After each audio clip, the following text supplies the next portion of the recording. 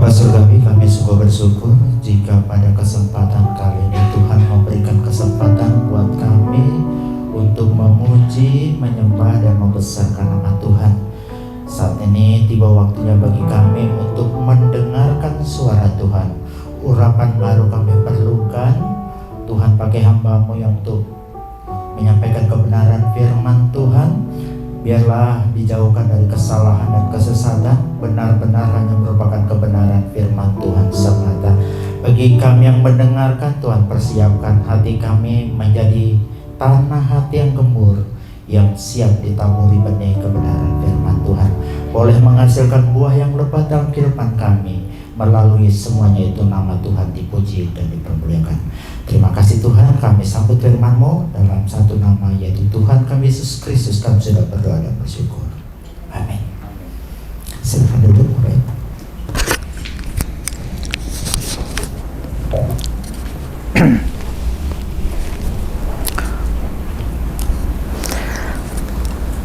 Mari kita buka firman Tuhan di dalam 2 Timotius 4 ayat yang ke-1 sampai dengan ayat yang ke-4.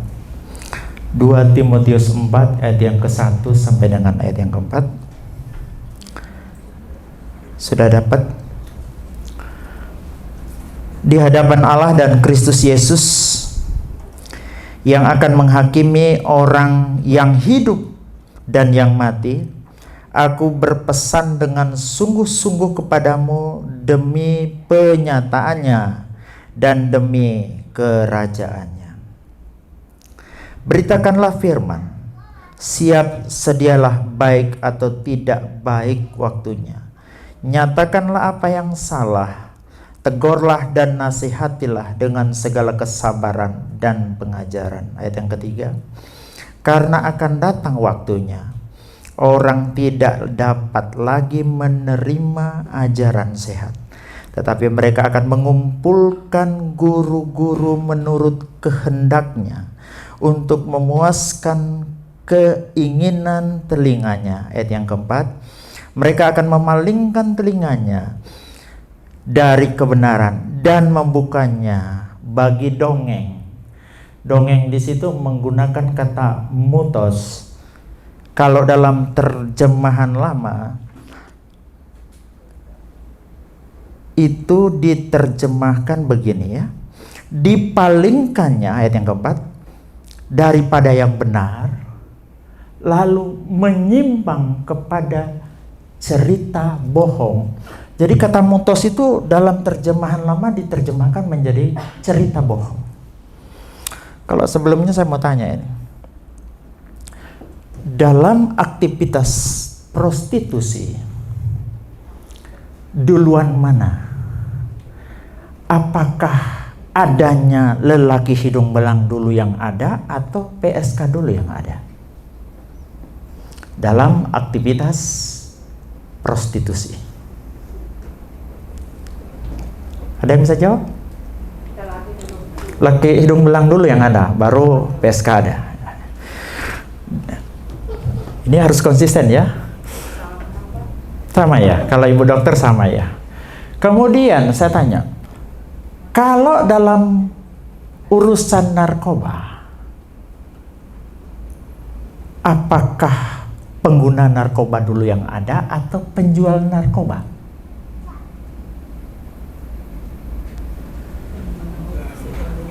Ya, penjual dulu yang ada. Berarti tadi pembeli dulu yang ada duluan menurut Bu Edi ya. Bu dokter bilang sama ya. Jadi laki-laki hidung belang itu pembeli, PSK itu penjual. Nah, kalau Bu dokter katakan sama, saya tanya sekarang, mana lebih duluan? Orang yang mengajarkan ajaran palsu atau guru-guru palsu, atau orang yang senang dengan ajaran palsu?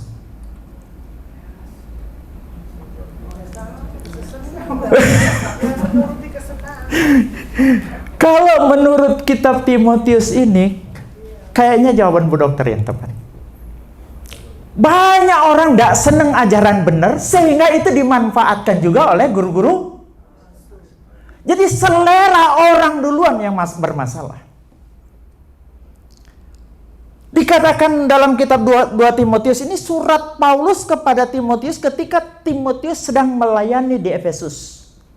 Di sana dikatakan, dipalingkannya telinganya daripada yang benar. Jadi selera orang pertama itu berubah. Senangnya itu kepada yang tidak benar. Ini kemudian dimanfaatkan oleh guru-guru palsu untuk mencari karena selera daripada orang-orang itu pertama yang memang sudah tidak doyan yang benar. Dia senangnya cerita bohong. Senangnya yang tidak benar. Nah, kata mutos ini saya perlu jelaskan dulu. Yang dimaksud oleh Paulus itu mutos itu adalah segala sesuatu yang dibangun tidak berdasarkan firman Tuhan itu mutos. Segala sesuatu yang disampaikan baik di dalam khotbah yang tidak berdasar pada Alkitab itu mutos. Itu cerita bohong, itu dongeng. Nah, anehnya akan ada waktu, akan ada masa di mana orang lebih senang cerita-cerita omong kosong kayak begitu daripada ketika khotbah itu disampaikan berdasarkan Alkitab dan firman Tuhan. Ini dimanfaatkan. Saya sedikit cerita ini. Sekarang ini muncul satu fenomena, rupa-rupanya zaman yang dinubuatkan oleh Paulus ini mulai. Orang lebih senang dengan orang terkenal daripada orang benar. Pengkhotbah terkenal lebih disenangi daripada pengkhotbah benar.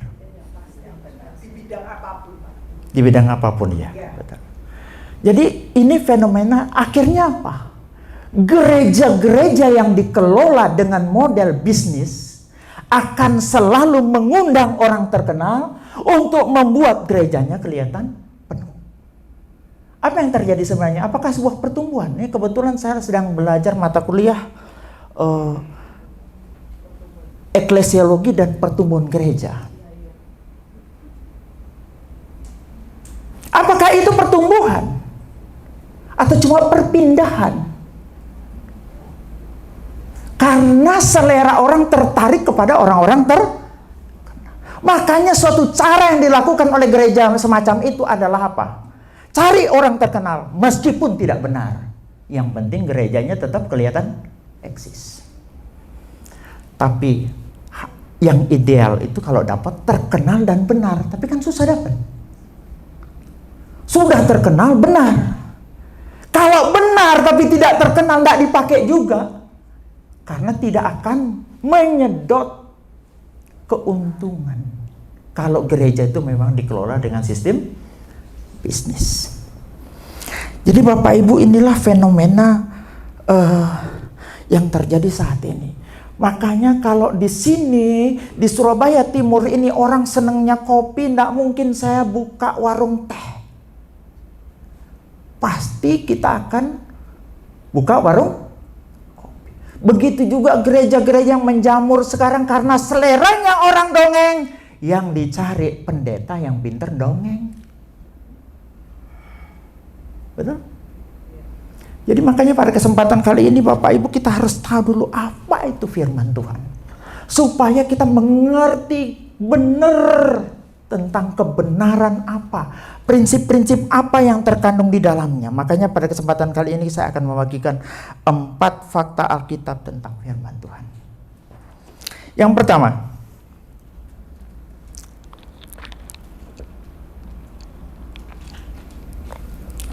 firman Tuhan itu informatif, tapi juga transformatif. Artinya apa informatif itu ya? Jadi artinya informatif itu hanya melalui firman Tuhan kita bisa tahu siapa Allah itu. Apa hakikatnya, sifat-sifatnya seperti apa yang dia kerjakan, apa yang dia lakukan hanya bisa kita ketahui dari Alkitab, dari firman Tuhan. Segala pengetahuan tentang Allah, sifatnya yang dia kerjakan di luar firman Tuhan tidak bisa dianggap sebagai kebenaran. Saya ulang, segala sesuatu yang kita ketahui tentang Allah di luar Alkitab tidak bisa dianggap sebagai kebenaran.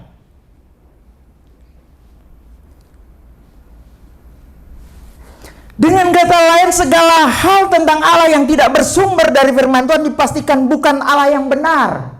Bisa jadi itu hanya imajinasi manusia, halusinasi belaka. Tidak mungkin bisa dianggap sebagai sebuah kebenaran. Saya beri contoh. Kalau Alkitab menyatakan Allah ini hakikatnya, dia memiliki satu hakikat 3 pribadi misalnya. Tiba-tiba ada yang mengajarkan bahwa Allah itu mempunyai tangan, di semua tangannya itu berada di sebelah kanan. Artinya yang tangannya semua di sebelah kanan itu bukan Allah. Jadi kita hanya bisa bersandar dan bertumbuh kepada Alkitab. Kenapa begitu? Karena ada hal yang rasional, ada yang irasional, ada yang transrasional atau suprarasional. Yang rasional mampu kita pikirkan dengan otak kita. Yang irasional bertentangan dengan otak kita. Yang suprarasional berada di luar kemampuan otak kita. Inilah Allah. Allah yang kita kenal hanyalah Allah yang sejauh mana menyatakan diri kepada kita. Allah yang sejauh mana memperkenalkan dirinya kepada kita melalui firman. Kalau ada yang ngajarin sorga berbeda dengan apa yang diajarkan Alkitab, itu bukan sorga yang benar. Kalau dia mengajarkan sorga di mana kita di sorga nanti hanya kerjanya menggagahi 72 bidadari, itu bukan sorganya Kristen. Itu sorganya orang dari goa. Benar? Kalau ada yang ngajari bahwa kita di neraka nanti disiksa oleh iblis, itu bukan konsep Alkitab. Iblis juga ikut disiksa, ngapain dia nyiksa? Kalau begitu, ibu dokter pernah bilang lebih baik kita jadi iblis, karena minimal sama-sama di neraka, tapi kita punya pekerjaan tambahan. Benar nggak? Menyiksa orang yang di neraka. Jadi segala sesuatu yang diceritakan yang tidak bersumber dari Alkitab jangan dipercaya. Ini prinsip yang harus kita mengerti.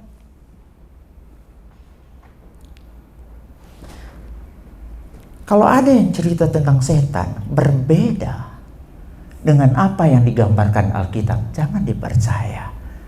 Karena informasi yang benar tentang Allah, informasi yang benar tentang surga dan neraka, informasi yang benar tentang setan maupun malaikat, hanya kita bisa dapat dari sumber yang benar, yaitu dari firman Tuhan. Karena itu firman Tuhan itu informatif. Dia memberitahu hal yang benar yang tidak mampu kita ketahui. Yang kedua, firman Tuhan itu apa? Transformatif. Apa itu transformatif? Jadi firman Tuhan itu jangan pikir cuma informatif, memberi informasi, tapi dia transformatif. Artinya firman Tuhan itu lebih dari sekedar sumber informasi keberadaan Tuhan, tetapi sesuatu yang bisa merubah seseorang. Dia punya kuasa merubah seseorang. Makanya banyak orang tidak paham tentang ini, termasuk Agustan. Nah, kenapa saya katakan begitu? Karena firman Tuhan itu pada dasarnya hidup loh. Ibrani 4 ayat 12. Sebab firman Allah itu Oh, ada yang protes. Masa Pak? Aku roh ke Alkitab iku ora tau melayu, ora iso melaku, ya kan? Bagaimana mungkin dia hidup sedangkan dia tidak bisa bergerak, tidak bisa bikin apa-apa, kok bisa bilang bahwa Alkitab hidup? Yang bilang Alkitab firman Tuhan itu hidup itu bukan saya, tetapi Alkitab sendiri. Sebab firman Allah itu hidup. Saya perlu jelaskan. Dalam bahasa Yunani, hidup itu ada dua. Satu itu bios, Dari kata bios ini kita sering dengar biologi. Ya. Bio, hidup, logos, ilmu. Kalau zaman dulu, zaman kita sekolah dulu mungkin namanya ilmu hayat, ilmu hidup. Biografi, bios, dan grafin, yang artinya tulisan-tulisan tentang kehidupan seseorang. Ada bioenergi. Pernah dengar bioenergi? Ada bios itu hidup. Tapi arti hidupnya itu adalah selama dia masih hidup di bumi ini, yang terbatas ini, itu namanya bios. Kayak sebuah pohon, ketika pohon itu masih tumbuh, daunnya masih hijau, bisa berbunga, itu namanya pohonnya bios. Anjing masih bisa bergerak, itu masih namanya bios. Saya dan saudara bisa bernapas, bisa ke sana kemari, namanya bios. Tetapi ada suatu kehidupan lain di dalam Alkitab yang sering digunakan untuk kata hidup, yaitu sao atau zoe. Sao itu adalah kata kerja, zoe itu kata benda. Ini yang kemudian sering digunakan. Aku akan memberikan hidup yang kekal. Kata hidup di situ menggunakan kata zoe, bukan menggunakan kata bios. Jadi kalau begitu, zoe itu jauh lebih dalam kualitas hidupnya dari sekedar bios. Karena apa? Karena di saat engkau bios pun, engkau bernapas pun, engkau hidup pun, engkau bisa tidak memiliki zoe. Tapi engkau bisa zoe meskipun engkau sudah tidak bios. Bisa nangkep ini? Coba kita lihat 4 fakta tentang bios versus zoe. Yang pertama, ada yang bios tapi tidak zoe. Dia hidup tapi mati. Contohnya apa? Pohon. Pohon itu punya hidup bios enggak? Tapi punya zoe enggak? Binatang yang masih hidup bios kan? Tapi tidak zoe. Orang di luar Kristus hidup enggak? Bios enggak? Bios, tapi belum tentu zoe. Bisa nangkep sekarang? Kemudian ada yang bios dan juga ada yang zoe. Ada biosnya tapi juga zoe. Itu saudara ini yang hadir. Saudara masih hidup, masih bernapas, tapi saudara punya hidup yang berkualitas dalam saudara, yaitu hidup yang bisa nangkap mulai perbedaan bios dan zoe. Ada yang tidak bios dan tidak zoe. Saya beri contoh batu. Batu itu hidup tidak? Bios tidak? Tidak. Zoe tidak? Tidak. Mimbar ini tidak bios, tidak zoe. Orang yang mati, sudah mati ini, kemudian matinya di luar Kristus, itu tidak bios, juga tidak zoe. Jadi saya mulai nangkap. Kemudian ada yang tidak bios tapi zoe, mati tapi hidup. Ayo coba kita buka dalam Yohanes 11 ayat 25. Tetapi Yesus berkata kepadanya, akulah yang memberi kebangkitan hidup. Setiap orang yang percaya kepadaku akan tetap apa? Zoe, walaupun dia sudah. Artinya, saudara dan saya yang di dalam Kristus, meskipun engkau sudah tidak bios lagi, tapi engkau zoe. Bisa nangkap ya? Ini juga yang terjadi dengan firman Tuhan. Firman Tuhan itu memang kelihatan mati, tetapi sebenarnya dia itu makanya dia mempunyai kuasa merubah. Firman Tuhan itu memang kelihatan mati dan bisa, tapi sebenarnya hidup. Karena Alkitab sendiri yang menyatakan begitu. Makanya jangan kaget. Satu saat Agustan, ini tidak salah bersaudara dia dengan siapa namanya?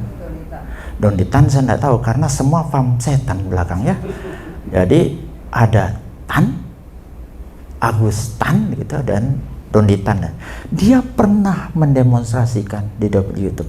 Ditempelnya Alkitab itu di pantatnya sambil dia bersumpah kalau memang Tuhannya orang Kristen itu hidup, Alkitab itu benar, dia akan menderita sesuatu atau mati ya. Pada akhirnya stroke dan mati.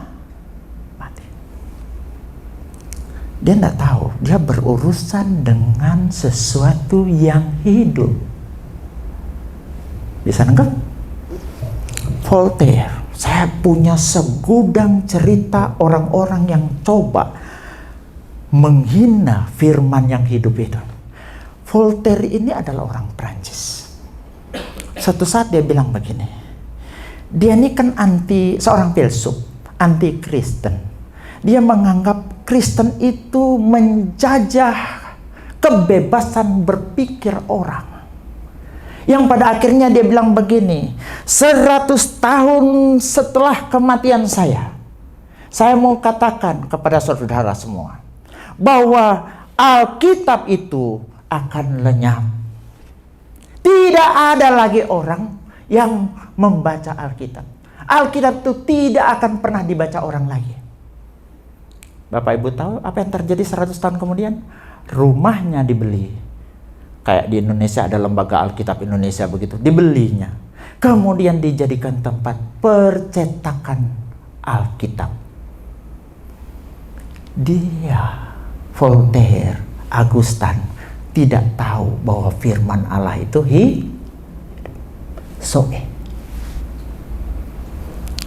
Yang kedua, firman Allah itu berkuasa. Ini sebab firman Allah itu hidup dan kuat. Energes. Pernah dengar kata energen? Hah? Minuman energen tuh, pemberi energi. Ya. Oh iya, baterai energi. Iya betul Bapak Dokter ya. Jadi artinya kalau kita lihat ini dalam terjemahan lain, coba kita lihat. Firman Allah itu hidup berkuasa. Terjemahan lama, terjemahan firman Allah yang hidup, kuasa yang hidup, langsung digabung. NIV bilang aktif ya. Kemudian NKJV bilang powerful. Firman Tuhan itu selain hidup, berkuasa, powerful. Ini harus kita mengerti baik-baik. Jadi jangan pernah berpikir firman Tuhan itu tidak hidup dan tidak berkuasa, hanya benda mati. Selanjutnya, ini punya makna ya, powerful tadi, bahwa dia itu aktif, tidak pasif. Dia hidup dan aktif. Itu makna di bawah, di balik kata berkuasa. Yang selanjutnya, firman Tuhan itu tajam. Bapak Ibu, saya kan senang dengar cerita pedang apa sih yang paling hebat di muka bumi ini. Pertama itu pedang katana. Katana itu Bapak Ibu tahu tajamnya. Coba kasih naik lagi satu, ya ini pedang. Jadi dipakai oleh para samurai. Ya, samurai itu orangnya, pedang katana itu nama pedangnya. Pedang ini bisa ditebaskan begini, pelor terbelah. Konon. Ditebaskan ke manusia, dari sini kemari tembus, bisa terbelah dua. Ini pedang katana. Selain itu ada lagi. Ada namanya pedang Damaskus. Coba, ini modelnya kayak begini. Ini orang-orang Timur Tengah senang sekali ini pakai pedang kayak begini karena satu kali sabet sutra yang diterbangkan begini, sabet putus. Bahkan ketika pedang dihadapkan dan pedang yang lain itu terbelah menjadi dua. Ini legendanya pedang Damaskus ini. Ada lagi satu pedang, ya, pedang yang terkenal namanya pedang Samsir. Samsir model kayak begini, ini yang mungkin digunakan oleh Muhammad, ini salah satu kemungkinan besar ini. Jadi pedang Samsir ini bisa pakai potong batu, potong baja, satu kali tebas orang putus, dan tanpa merusak matanya sama sekali. Saya bercari pedang-pedang yang hebat di muka bumi ini. Yang pernah ada itu katana, Damaskus, Samsir, tapi tidak ada yang ngalahi bagaimana firman Tuhan itu jauh lebih tajam daripada semua pedang ini. Kelebihannya apa? Karena dia bukan cuma bisa, tajamnya itu bukan cuma dalam hal dengan pedang lain, dengan hal-hal jasmani, tetapi dia masuk sampai nembus kepada hal-hal rohani. Tidak ada pedang di muka bumi ini yang bisa kayak begitu, selain yang namanya firman. Firman Tuhan itu hidup, berkuasa, tajam sekali, sampai menembus hal-hal rohani, dan tidak didapati di pedang manapun muka bumi ini. Kemudian firman Tuhan itu efektif, dia tidak kembali sia-sia. Yesaya 55 ayat 11, demikianlah firmanku yang keluar dari mulutku, ia tidak akan kembali kepadaku dengan sia-sia. Dan seterusnya, firman Tuhan itu bermanfaat untuk pengajaran, teguran, dan mendidik. Makanya saya katakan tadi apa? Firman Tuhan itu bukan cuma informatif, tetapi transformatif. Yang artinya bisa merubah saudara dan saya, bisa merubah kita, karena dia hidup. Dia kuat dan berkuasa, dia tajam, dan dia selalu berhasil dan tidak pernah kembali dengan gagal. Mazmur 119 ayat 50 bilang begini, bahwa inilah penghiburan bagiku dalam hal kesukaanku, bahwa firman-Mu adalah menghidupkan daku. Dalam 1 Petrus 1:23, kamu telah dilahirkan kembali, bukan dari benih yang fana, tetapi dari benih apa? Yang tidak fana, oleh firman Allah yang hidup dan yang kekal. Dilahirkan kembali melalui apa? Firman. Artinya, firman Tuhan itu informatif, dan yang kedua apa? Transformatif. Yang kedua, firman Tuhan adalah navigasi yang dapat diandalkan.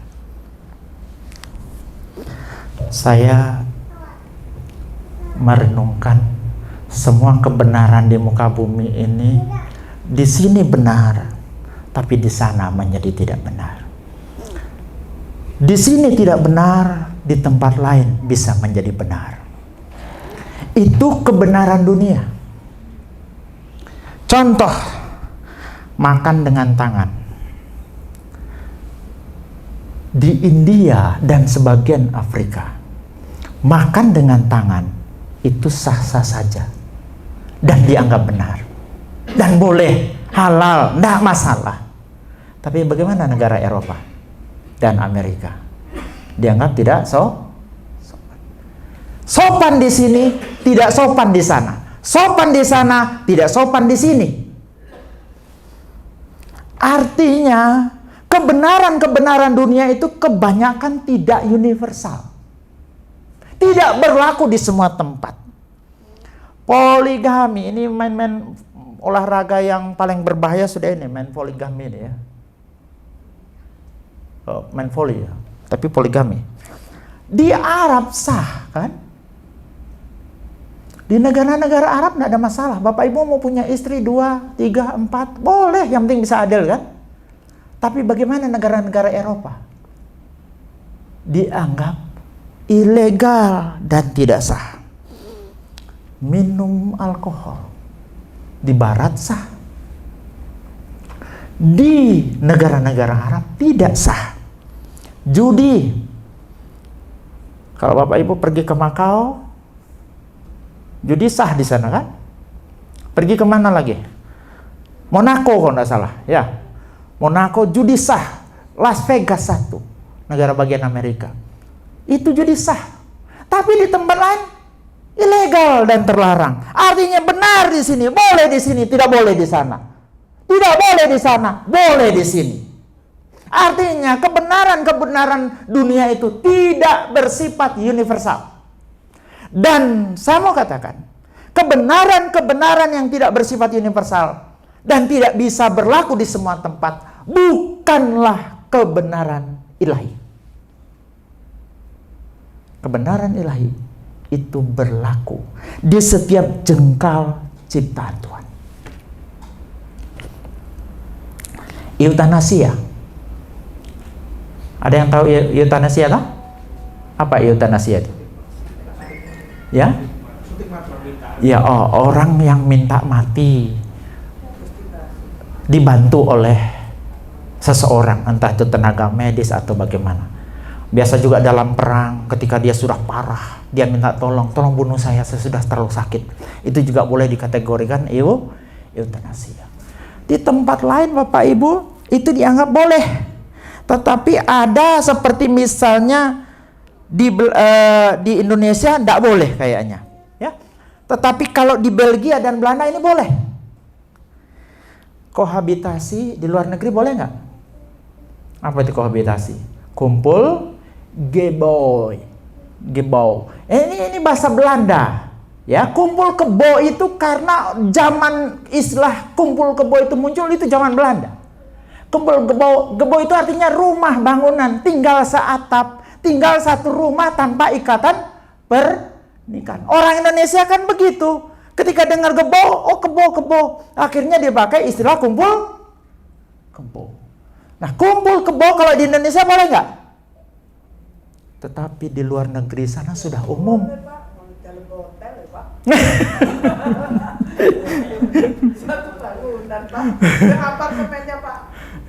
Ya, dalam arti ada semacam ikatan pernikahan yang tidak resmi. Ya, kalau cuma tinggal satu apartemen tapi kita tidak bikin apa-apa, artinya tidak ada hubungan apa-apa, ya Bu, tidak masalah ya.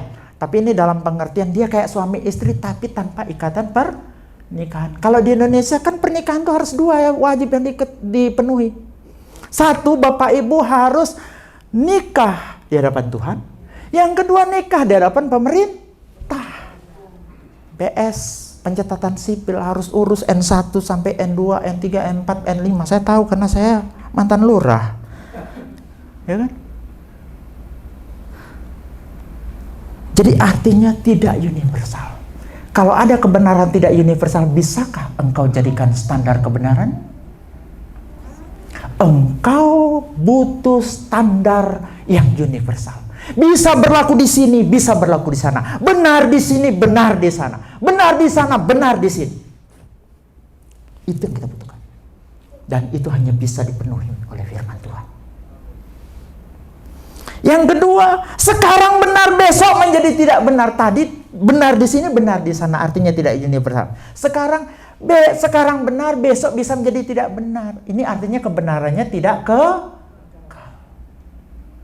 kemarin benar, sekarang tidak benar. Sekarang benar, besok tidak benar. Ini namanya kebenaran yang tidak kekal. Kebenaran yang tidak kekal tidak bisa dijadikan panduan, navigasi dalam hidupmu. Engkau butuh navigasi yang memiliki kebenaran yang kekal. Pernah dengar istilah humor? Ibu dokter pasti tahu.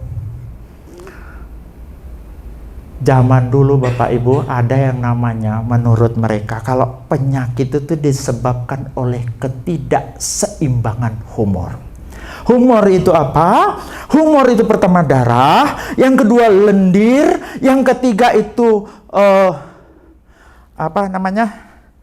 empedu hitam, yang keempat empedu kuning. Darah, lendir, empedu hitam, empedu kuning, ini disebut humor. Kalau humor ini tidak seimbang, ini menimbulkan penyakit. Makanya orang-orang zaman dulu, kalau mereka sakit, yang dilakukan adalah seperti membuang darahnya, ngetap darahnya, supaya kembali seimbang. Ngetap darah ini, membuang darah ini, dalam rangka menyeimbangkan supaya kesehatannya pulih kembali. Disebut dengan bloodletting.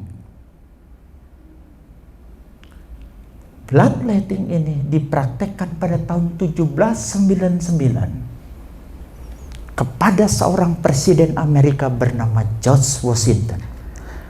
Gara-gara cuma sakit radang tenggorokan, George Washington darahnya dibuang 40% darahnya. Yang mengakibatkan apa? Pada tanggal 14 Desember tahun 1799, George Washington meninggal dalam usia 67 tahun gara-gara bloodletting.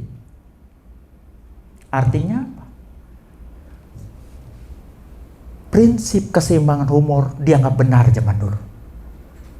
Tapi sekarang tidak benar. Dulu benar, sekarang tidak benar. Ini artinya kebenarannya tidak bisa nangkep. Kebenaran yang dibutuhkan itu untuk menjadi navigasi dalam hidup kita itu adalah kebenaran yang sifatnya kekal, terus menerus konsisten. Dulu benar, sekarang benar, sampai kapanpun benar. Dan itu hanya bisa dipenuhi oleh firman Tuhan. Kalau cuma teori-teori manusia, bahkan saya curiga, apa yang sekarang dianggap benar, baik di bidang ilmu, fisika, ilmu kimia, suatu saat bisa menjadi tidak benar. Saya dengar sekarang, teori atomnya Dalton itu sudah tidak dianggap benar dengan munculnya atom fisika kuantum. Bisa nangkep ya? Selalu kebenaran itu berubah. Bagaimana kita mau bersandar pada kebenaran yang berubah terus? Kita butuh kebenaran yang kekal. Kebenaran yang kekal itu hanya firman Tuhan. Amin. Dulu, sekarang, dan selamanya tidak pernah berubah. Firman-Mu Tuhan tiada berubah, dahulu, sekarang, selama-lamanya tiada berubah. Tidak berubah. Di sini benar, di sana tidak benar. Kebenaran dunia tidak universal. Kemarin benar, sekarang tidak benar. Sekarang benar, besok menjadi tidak benar. Tidak kekal. Yang kedua, sebagian benar, sebagian tidak benar, tidak boleh. Kebenaran itu harus lengkap dan utuh. Tidak boleh cuma sebagian. Saya mau cerita. Tahu sejarahnya Christopher Columbus itu sampai ke benua Amerika. Sebenarnya dia mau kemana? Ke Asia. Tapi coba-coba, kemudian ada masalah dengan petanya. Petanya itu bermasalah yang dipegang oleh Columbus, termasuk dengan kompas. Ternyata kompas itu bapak-bapak tidak benar-benar bisa menunjukkan utara yang sejati.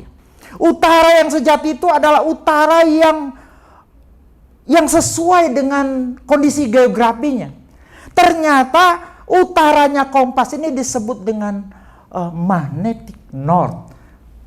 Utara yang sifatnya magnetik. Ketika sumbu bumi itu berubah, dia tidak mencari true north. Artinya saya mau katakan bahwa kompas itu bisa menipu. Tidak ada navigasi di bumi ini sempurna. Pernah dengar tentang, pernah lihat peta bumi enggak? Ya. Ini satu. Peta bumi ini bohong. Peta bumi ini bohong sekali. Kenapa saya berani katakan bohong banget? Dan Bapak Ibu sampai ditipu sampai hari ini, walaupun Bapak Ibu buka Google Map. Ini nama kasusnya adalah proyeksi Mercator. Dilakukan oleh Gerardus Mercator pada tahun 1512, yang hidup tahun 1512 sampai 1594. Saya cerita begini ya. Bumi ini kan bulat. Ketika petanya dirubah menjadi datar begini, daerah yang dekat kutub akan terlihat besar. Coba lihat Greenland di sini. Kok besarnya hampir sama dengan benua Afrika? Nanti Bapak Ibu boleh teliti ini di rumah, buka Google Map, lihat tuh Greenland besarnya hampir sama dengan benua Afrika. Kenapa bisa begitu?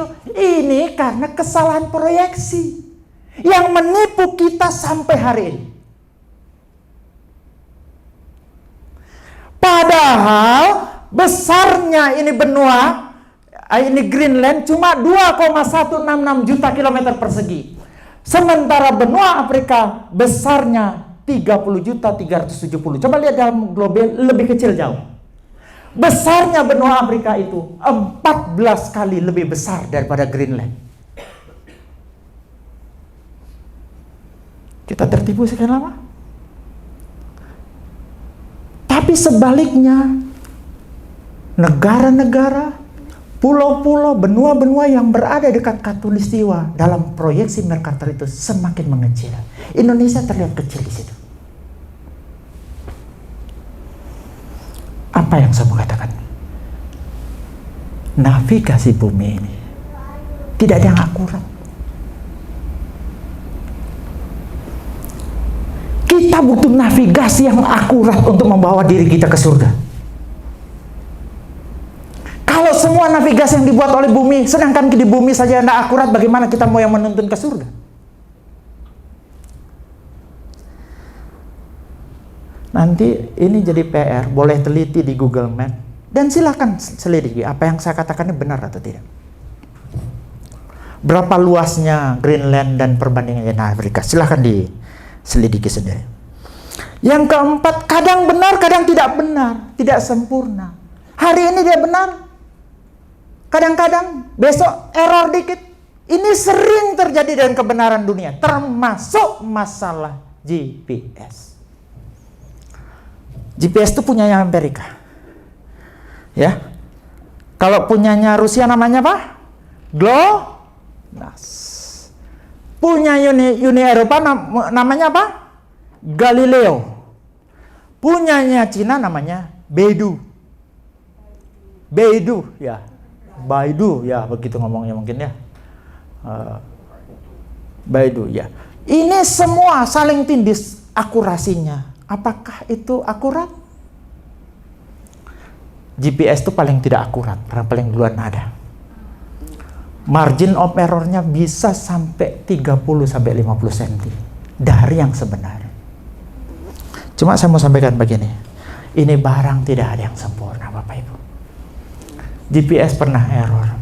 Ini dibuktikan pada suatu penerbangan terjadi dengan Korean Airlines atau KAL Flight 007. Pesawat ini terbang dari Amerika menuju ke Seoul, singgah di Alaska.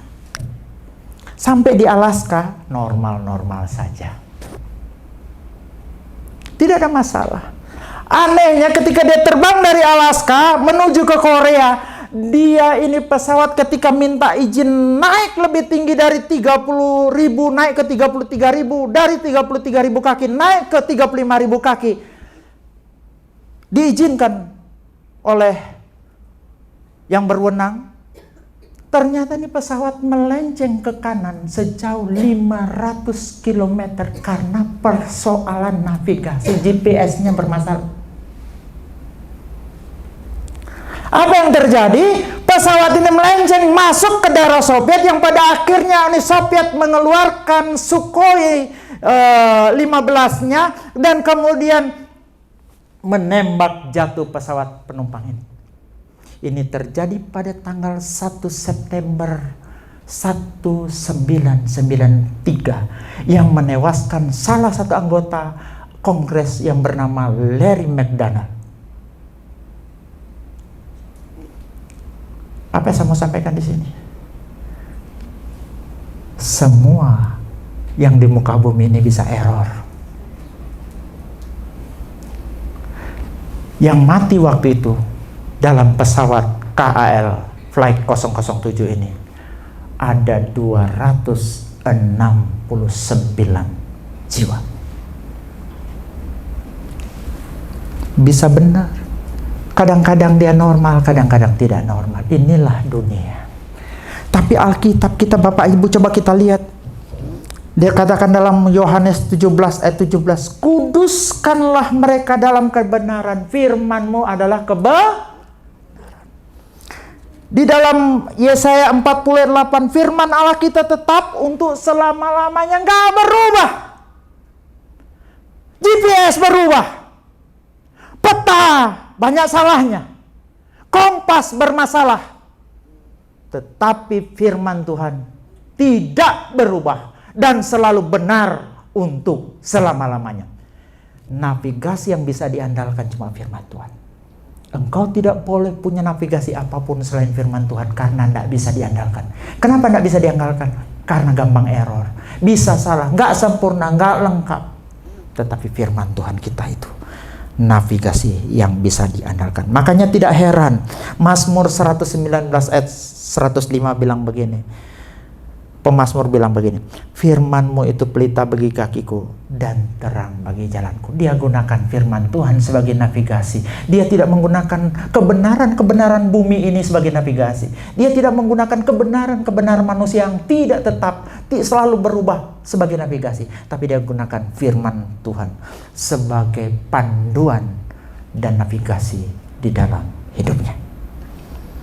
Kesimpulannya, kebenaran dunia itu tidak universal, tidak kekal, tidak lengkap, tidak sempurna. Firman Tuhan itu benar dan kekal, lengkap dan sempurna. Karena itu firman Tuhan adalah navigasi yang bisa diandalkan. Yang ketiga,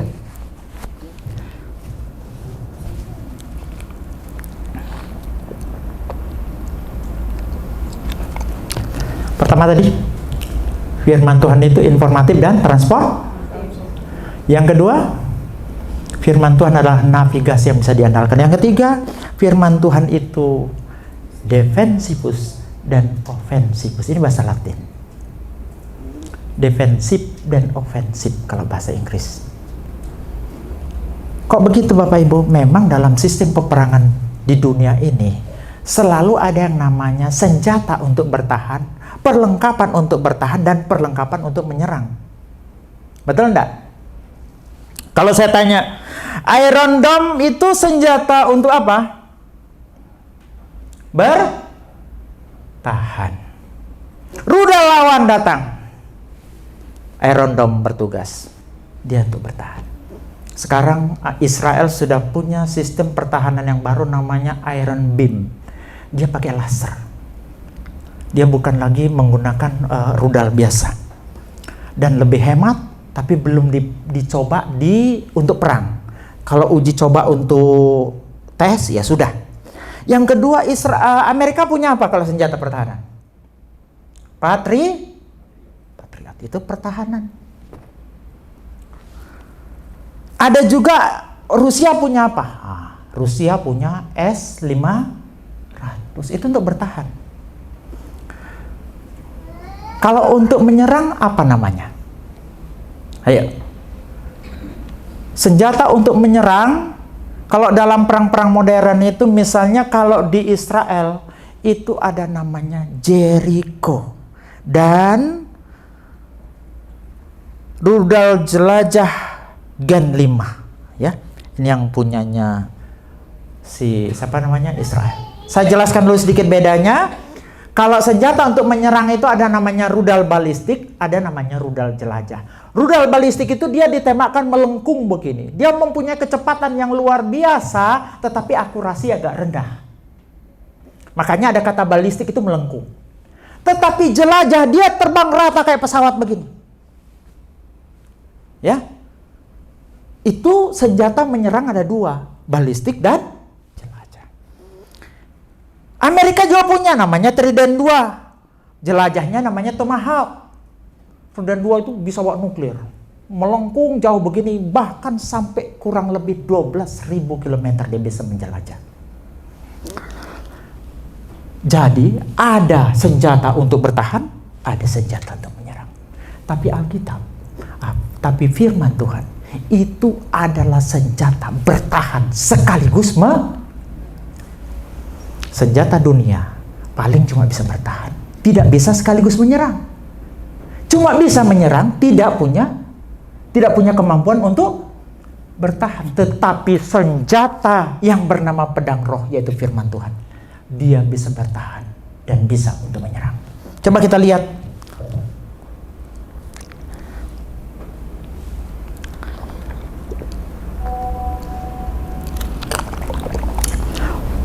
Ketopong keselamatan atau helm keselamatan itu untuk bertahan atau untuk menyerang? Bertahan. Baju sirah bertahan atau menyerang? Ikat pinggang, kebenaran, bertahan ya. Kemudian perisai iman, bertahan. Kasut kerelaan memberitakan Injil, masih bertahan. Tetapi yang dalam Efesus dikatakan yang untuk menyerang itu cuma pedang roh. Nah, di mana kita bisa tahu bahwa ternyata firman Tuhan itu juga bisa untuk bertahan? Dalam kasusnya Yesus ketika dicobai oleh iblis. Coba kita lihat satu-satu. Ketika dia dicobai untuk merubah batu jadi roti, dia gunakan firman Tuhan untuk menjawab. Dia bertahan. Kemudian ketika dibawa ke bumbungan bait Allah, suruh melompat dari sana, dia gunakan firman Allah untuk menjawab. Dia masih bertahan. Kapan dia menyerang? Ketika dia bilang, "Oh, nyala engkau iblis." Mau dia bacakan lagi firman Tuhan. Jadi di sini dalam kasus Yesus dicobai, firman Tuhan digunakan untuk bertahan, tapi sekaligus juga bisa untuk dan ini kita cuma bisa dapat di dalam firman Tuhan. Senjata secanggih apapun, kalau ia bertahan, ya bertahan. Kalau menyerang, ya menyerang. Tapi firman Tuhan bisa untuk bertahan sekaligus menyerang. Kurang bagaimana? Masih malas mau dengar firman? Masih lebih suka dongeng? Ya kan? Kalau cerita dongeng-dongeng yang tidak ada dalilnya, orang Islam bilang.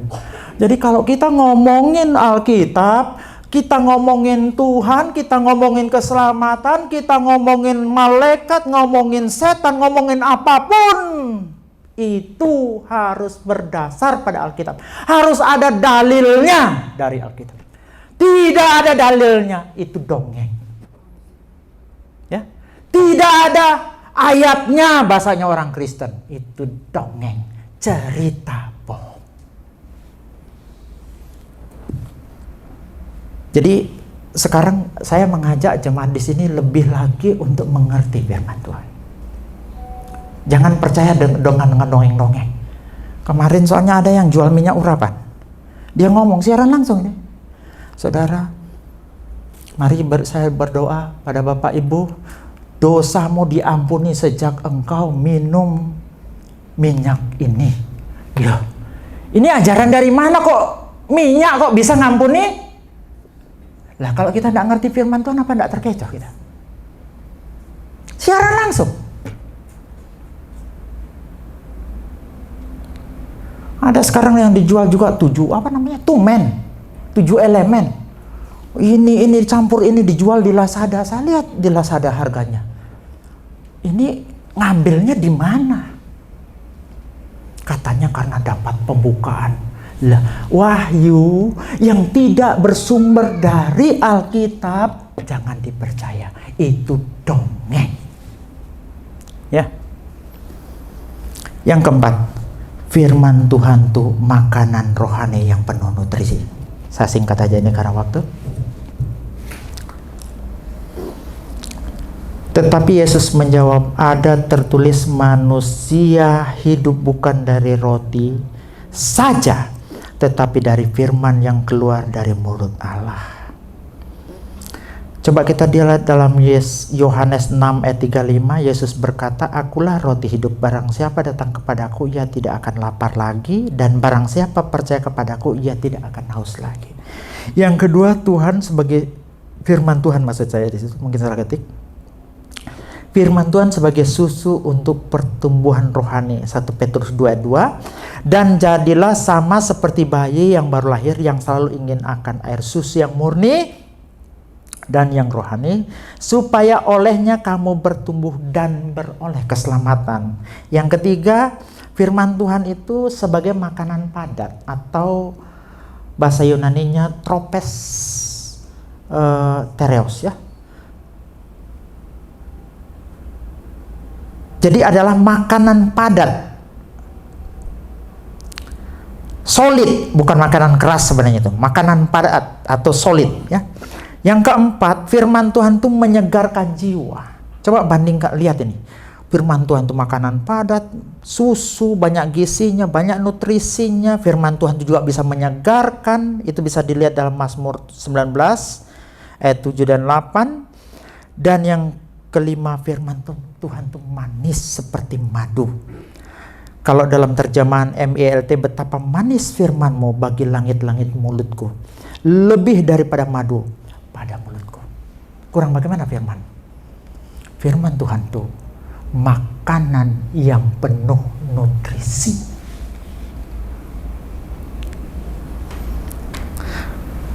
Saya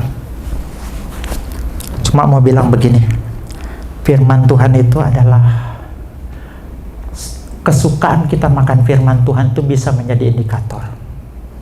Kalau ada orang tidak doyan makan firman, kemungkinan besar dia sakit. Sama seperti anak kita kalau lagi sakit tidak mau makan, tidak mau makan. Semua dia rasa tidak enak. Yang kedua, akibatnya apa?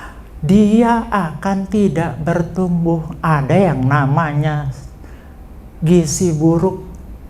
Rohani kita juga bisa gizi buruk kalau kita tidak doyan makan. Saya tanya, satu hari baca Alkitab berapa kali? Saya kan sibuk, jadi saya nggak sempat baca. Satu kali bisa 5 pasal. Puji Tuhan kalau memang seperti itu. Jadi banyak orang tidak doyan firman. Setelah di gereja pun sudah ke gereja males, ya. Di gereja tidak kuat dengar firman, dengar khotbah setengah jam sudah mulai garuk-garuk kaki, macam-macam polanya. Tidak selera dengan firman Tuhan. Kalau khotbah yang guyon-guyon, ketawa-ketawa, lebih baik kita sewa stand up komedi. Besok lusa kita undang Mongol, Ibu Dokter, ya. Supaya kalau memang seleranya seperti itu. Mongol sudah diundang ke gereja loh, Pak. Ya sudah. Jadi kita undang juga, Bu Dokter. Kalau memang selera kita memang cuma guyon. Dari ujung ke ujung ketawa, ya. Yang ketiga, selera makan saudara dan saya itu bisa menjadi indikator saudara orang mana. Siapa yang suka bubur Manado? Saya pastikan dia orang Indonesia Timur, orang Manado. Siapa suka papeda? Pasti orang Ambon. Ya toh? Siapa yang suka rujak cingur? Ya pasti orang Surabaya. Kalau saudara tidak suka firman Tuhan tapi suka dongeng, kewargaan saudara bisa ketahuan. Amin.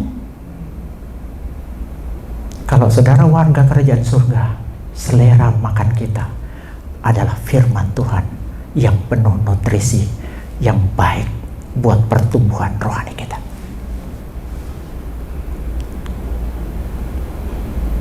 Masih malas ibadah? Kalau di sini nggak ada, kalau di sana sini ada, ya. Jadi Bapak Ibu, makanya saya mengajak untuk benar-benar kita mulai di hari-hari terakhir ini benar-benar untuk ambil komitmen. Tuhan, saya ingin lebih lagi hidup sesuai dengan kehendak Tuhan, hidup sesuai dengan kebenaran firman Tuhan. Karena saat ini saya mengerti Tuhan apa itu firman-Mu. Firman-Mu itu adalah informatif dan transformatif. Firman-Mu itu adalah navigasi yang bisa diandalkan. Firman-Mu adalah apa yang ketiga? Waduh, lupa ya. Yang pertama dia informatif dan transformatif. Yang kedua, navigasi yang bisa diandalkan. Yang ketiga, saya aja lupa. Senjata defensivus dan offensivus. Bertahan dan menyerang. Yang keempat adalah makanan yang penuh, makanan rohani yang penuh nutrisi. Tuhan Yesus memberkati.